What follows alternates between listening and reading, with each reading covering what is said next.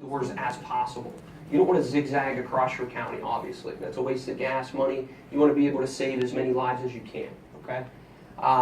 So the first off is, I see myself as an underwriter. I don't see myself as just an agent or, you know, just a salesman at your door. And I even say that sometimes. I'm like, hey, don't worry, I don't have any vacuum cleaners for you. I'm an underwriter with Lincoln, okay? And I'll say that to a client. I'm a field underwriter assigned to take care of a potential client who is eligible for the Funeral Advantage program. Eligible. Eligibility, okay? I use that word a lot because eligibility sounds more better to me than requesting information. Yeah? Question? Somebody? No? Okay. You want to distinguish yourself from a salesperson. A lot of times, you know, especially our clientele in their age group, they don't really like salespeople. They don't really like them. A lot of times they put up signs even that say no solicitors. So they get vacuum cleaner salesmen, they get, you know, pretty much anything you can imagine at the door. So you want to distinguish yourself as not a salesperson. You know, you're an actor here. Whether you like it or not, you kind of have to live the role that you are hired here for. So, you know, distinguish yourself. An underwriter with Lincoln Heritage can approve someone for a policy with just a simple phone call without the hindrance of a lengthy application and also a long approval period, 2 weeks or more. So an underwriter has the power to do that. Lincoln empowers us to be able to approve somebody that day so we can get paid tomorrow. Okay? So distinguish yourself as that underwriter. Carry yourself as that and live it. You're there to inform them of the program they're eligible for by what they sent to you in the mail. Okay? I really try to stay away from saying things like, this is the information that you requested, because then it just kind of sounds like I'm a delivery person at that point. I'm there for a single purpose, and that's to sit down, explain to you what you're eligible for, answer any questions you have, take an application and get you approved. That's what I tell them when I first meet them, what my job is. So you're assuming the sale right away. Or we're going to take an application and get you approved while I'm here, right from the beginning. So if they let you in the door after that, well, that's a tie down already, because you already told them what you're there to do. And also remember that most of the clients we see, not all, collect Social Security, disability, and SSI. Okay? Remember that. And a lot of times you can say to them, you know, most of our members, because people like to do what other people are doing. They like to just be a part of association with that. So say, hey, you know, don't worry about it. Most of our members are Social Security, disability, or SSI participants. So that's who we service. And they're like, oh, okay, yeah, I have one of those. Well, great. So, you know, that builds credibility to yourself as well.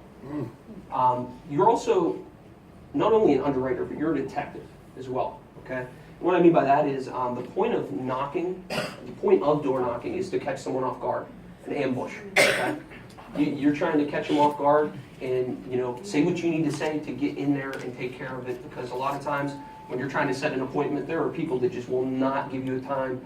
They don't even have a job. They're not really doing anything other than watching Price is Right all day, but they don't have 5 to 10 minutes to meet with you. So you have to door knock. You have to do both, actually, I would think. Finding out when a client is home is important. You got to notate the time and date on the back of each lead each time you knock it. So that way you can kind of determine and narrow down when they're going to be home. Because most seniors are creatures of habit. They are home the same times every day. Every day, day in, day out, it is pretty much the same old routine. Not everybody, but most, okay? So, you know, they leave their house at a certain time. You know, I know my grandma wakes up at like 4 o'clock, and I don't even know why she does that, but she wakes up at 4 o'clock and she's in bed by 6 every day. So it's like clockwork for a lot of people. They've been doing it for so many years that is their routine. So you just got to find out where that lead, what that routine of that lead is. So if you knock it, I typically have 3 times that I will knock. Once in the morning, of course, once in the early afternoon, and once after 5 o'clock. Because after 5 o'clock, that's typically when you know, the seniors that still work are getting home. So you're being a detective trying to narrow down when they're going to be home. So each time you knock and they're not home and you left a sticky there, you want to notate it on the back of your lead, not on the front of it. Because if you put it on the front of it, that lead is going to get so cluttered, and when you look at it, your subconscious is going to tell you, man, I've worked this lead 3 or 4 times already. You're going to trick your own mind out of going to that house. So put it on the back so you don't judge that lead before you go. Nice. No, I thought the mom was good, so I'm sure. See, I've been times I've been here. That's what I do. Now, also with the sticky notes, guys, I love the sticky notes. It's probably the best tool we have. And it's not just for telling them that we're delivering something, okay? What's the first thing they're going to do when they get home and they see that? They're going to call that number, right? Well, I wouldn't suggest answering it. I would not. Because then you have to sell them right then and there over the phone. And typically if you're driving and you don't got all their information in front of you, it's not in your favor. You want to have the best odds for yourself that you can. So I absolutely would not answer it. If you're close enough to that house still, go right back. They're home. If you're not, if you're a county over, if you're an hour away, you're on your way to an appointment, notate what time they called you because that's the time they get home every day. So you're just a detective trying to figure it out, you know? Yeah, go ahead, detective. That's right. Yeah. You need a Scooby snack for that. I do. Right? So, the prep, you gotta have a lot of preparation before you go to the door. You just can't be falling out of your car and papers falling all over the place and then looking for stuff and they're looking out the window at you and you're trying to get all your stuff together there, okay? You gotta be prepared. So no hotmess.com? Right, exactly. No hotmess.com. No hotmess.com. I wouldn't go to the door with a lot of things, okay? Keep it simple. I just go with a simple binder or clipboard because what you're carrying to the door is going to say a lot about the experience that they're going to have with you. If you're carrying a phone book and a clipboard and a briefcase and another suitcase over here, they're going to be like, man, this guy's going to be here for 4 hours. I'm going to pretend like I'm not home, okay? They're probably selling me something like typewriters. But I just go up and I keep it simple. I have my folder, which I don't even have in here right now, but it just has all the paperwork I need in it, and it has a clear coating in the front. Or you can use the TMG binders. Those are awesome. But you want to make sure to have that lead right there. Okay? So that way, whenever you go to the door, ID first, because you want to kind of disarm them. You want to appear as non-threatening as possible to them. So by holding out an identification badge, that's about as official as you can get. Okay? I'm Josh with Lincoln Heritage. I'm an underwriter with the company. They sent me all the way up here from Pittsburgh because it looks like you sent this in to us just about a month ago. Now, I always say about a month ago, even if it was 2, 3, 4 months ago. Because realistically, they probably send in another one, or they don't really remember when they sent it. Okay? So about a month ago, you sent this in to us.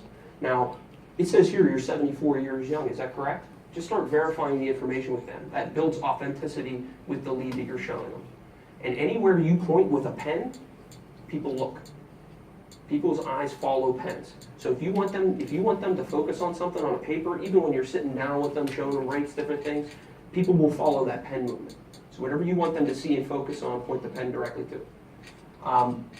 Authenticate everything that's on there. You want to make sure you have your ID badge visible. Okay, you want that out. The approach, you always want to smile when you're walking up to the door, even if it looks like they're not home, because they could just be looking out the window at you. And wave. And wave, yeah. Absolutely. You just want to appear like... Tell them why they should wave. You should wave because they're probably looking out the window at you, right? Yeah. I mean, Say, hey. yeah, I see you, even though I don't see you. I'm going to play like I see you. No. Coming up the street. Yeah, I mean, you don't want to go up like, if you just got beat down by 3 houses in a row, you do not want to take that with you to the next house. Whatever happened in that house, it stays in the house, okay? It stays there. All the negative, energy that goes with it, it stays in the house that you were in. You press reset, and you go to the next one. You go to that next one like it's your first one of the day. Right. Because, like when you're going to your first house of the day, you're listening to music, you might be taking a Facebook video, singing and stuff like that, like Daryl does. And, you're all excited to get to that first house, right? You're going to hit that house. You're going to knock the hinges off it when you get there. You got to act like that. Every house you go to is that first house. Every single one. It doesn't matter if it's 6 o'clock at night. That's the first house of the day. Because it's the first time they're going to see you. So you got to make sure, that you're putting on the right persona there. Now, you always want to go to the most commonly used door, obviously. Use your common sense there. If there's a door that's not used, don't go to it. Hey, Josh, just real quick, I want to say something to you guys. It's so important, man, that you don't take that energy with you. I don't care if you just had a fight with your kids. I don't care if you just had a fight with your boyfriend or girlfriend or whatever the case. You cannot transfer that energy to that next house. You got to have the mind of an NFL cornerback or quarterback who just do an interception. You got to let it go. You got to jog off the field, go talk to your coaches, and go right back on here and get it together. If you need somebody to help you readjust, please call your upline, call somebody else in the agency to say, hey, I just got beat down. I need to get myself readjusted. Because if you take that energy